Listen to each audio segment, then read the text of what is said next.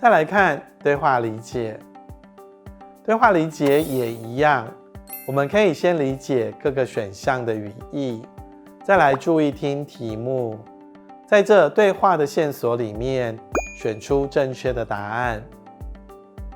以这题来说，选项一纳木水签什么意思呢？就是交房租。选项二送钱本机意思就是送钱给他。选项三摸本音骗没有被人家骗。选项四穷哈出钱一起出钱。四个选项的意思我们都了解了，接下来我们来听这一段对话。汉時就按苦咧，很嫌偏本老兒騙到。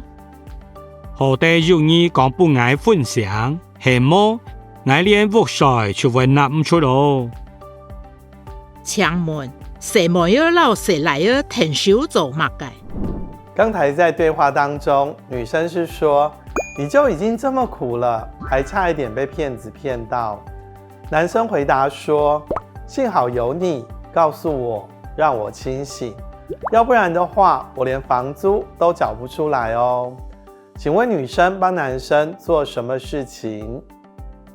呢一下 Annie 底該堂改時間，就要注意聽裡面的關鍵詞彙，特別是客語的特徵詞。比如說韓時你就按苦累，你就已經這麼苦了，還嫌嫌笨老兒騙到。老兒就是騙子。好的用你講不愛分享，幸好有你說讓我清醒。係麼？愛連木水都會納唔出咯，要不然我連房租都會繳不出來哦。